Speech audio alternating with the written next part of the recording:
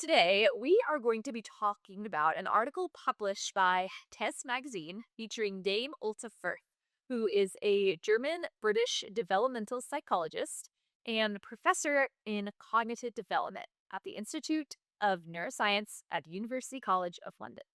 She pioneered much of current research that we rely on today related to autism and dyslexia. She's worked in the field for over 3 decades. Dame Firth made national headlines at the start of March during an interview with Tes Magazine because she said, and I quote, "The autism spectrum has widened to the point of collapse."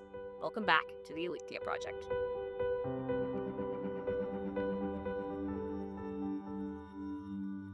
So, the question for today is what happens when you take a diagnosis and stretch it to the point of breaking?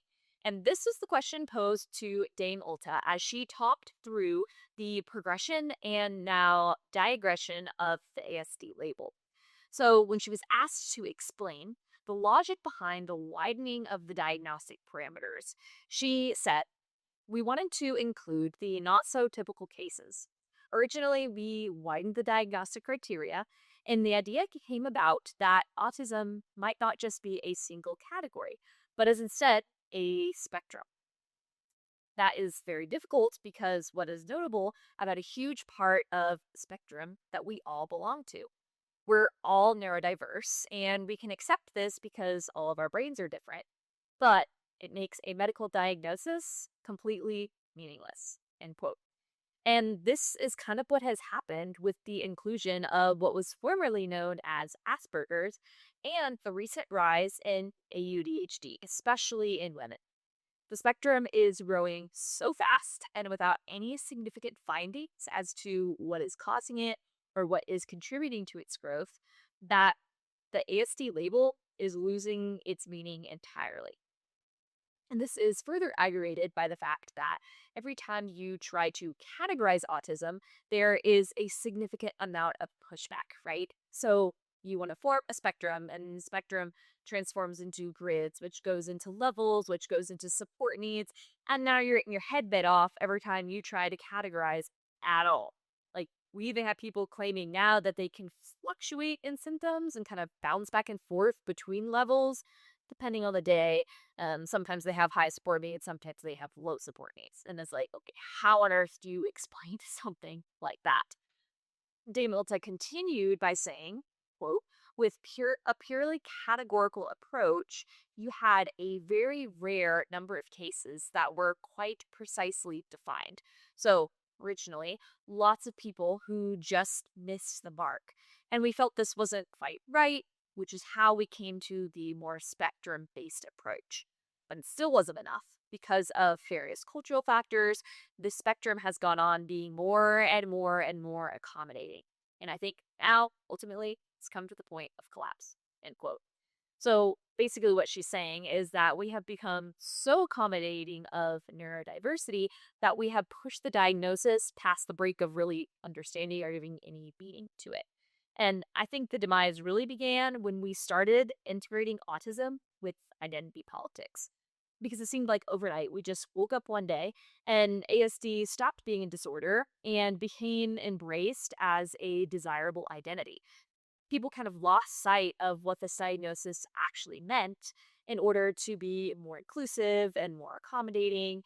And I mean, people even started going so far as to encourage self diagnosis in adults who suspected that they might have autism. And obviously, this creates a huge issue because now, I mean, pretty much anyone can identify as autistic. And this is understandably creating a lot of confusion because how can you define a diagnosis that anyone could feasibly receive?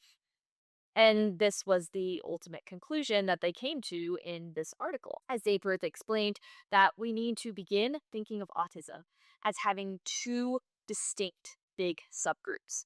People who are diagnosed early in childhood, think like before the age of 3 or 5, and then another group that's diagnosed much later. And this population is very different, right? It's made up of a lot of adolescents and adults, among them a significant amount of young women. And these are people without any type of intellectual impairment who are perfectly able to communicate both verbally and nonverbally, but who might feel highly anxious in social situations. They are perhaps characterized mainly by a sort of hypersensitivity. And that group is increasing at a significant rate, while the rate of first group is only moderately increasing. So essentially, the conclusion that she came to was that the people in the second group, they do have problems, but at this point, we can't really definitively say that these are impacted specifically by problems that can't perhaps be treated under a different label than autism. Dingforth said, quote, "I would fight for that label to be limited to the first group only," end quote. So, in plain English, we basically at this point need to rewrite the spectrum to be less inclusive. Now, before you come at me with guns blazing, let's pause and look at this from a scientific point of view. There is an undeniable and hugely significant overlap between autistic behaviors and behaviors that are caused by other disorders. And as a matter of fact, researchers from Cambridge found that really only around half of the adult referrals of people with a high index of suspicion they had autism met the operational diagnostic criteria. So that means that the remainder had treatable conditions that were different. It means that there are a lot of things out there that behaviorally might look like autism, but really they're not. PTS, for example, and untreated CPTS can cause autism like symptoms such as sensory sensitivities, self soothing, stimming, difficulty with executive function, difficulty with emotional regulation, stimuli avoidance, struggles in social situations, all of it. Anxiety disorders can also cause all of the above, plus selective mutism and communication issues. Technology addictions mirror ASD in surprisingly accurate ways. And yes, this is actually true and scientifically proven. These are just a few of many different behaviors that look like autism, but really aren't. And this is what happens when you have a disorder that is only diagnosed based on behaviors.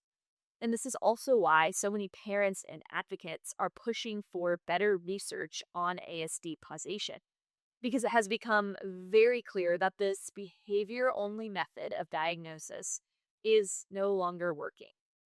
For those of you that maybe listened to our interview with Tyler Hudson, you might remember him saying that, in order for us to be able to improve the lives of people on the spectrum, we either need more pie or less people trying to eat it. And essentially, he was talking about resources.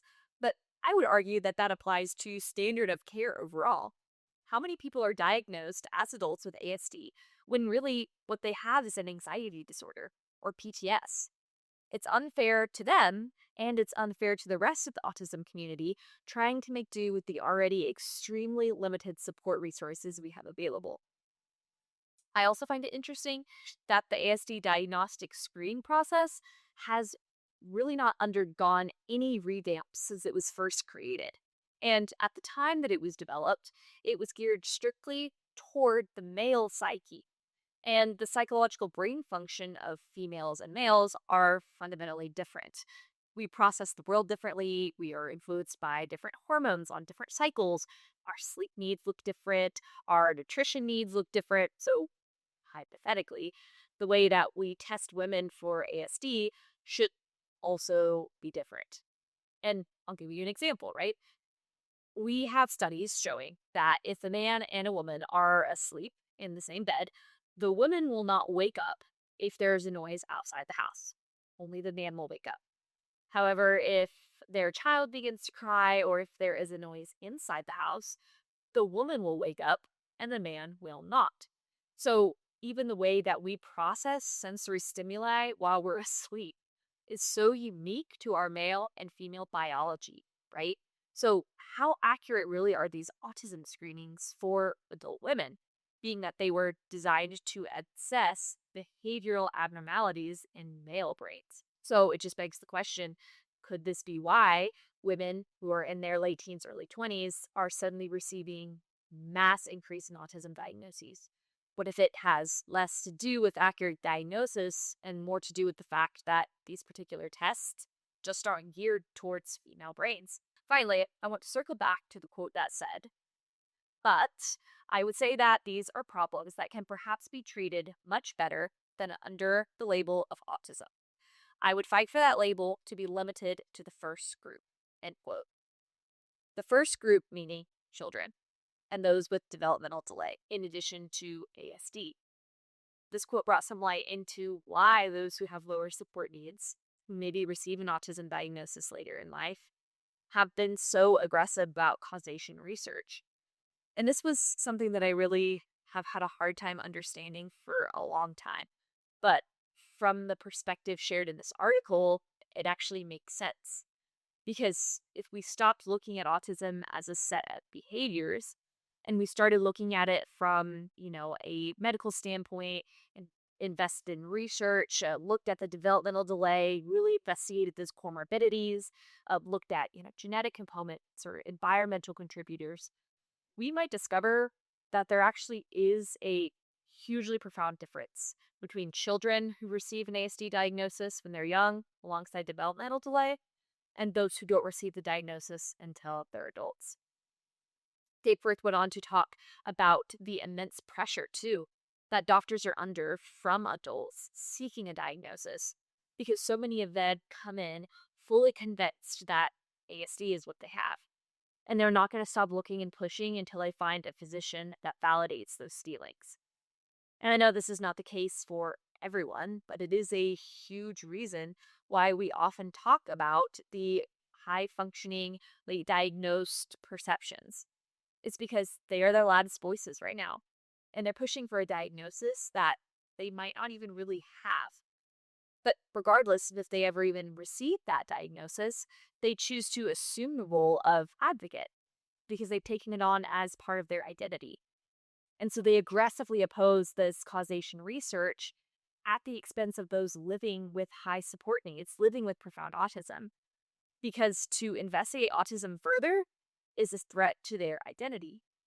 And I cannot tell you how many members of the population have come at us for using things like profound autism, because using the word profound implies that some people have autism worse than others, and it's derogatory, and we're all the same.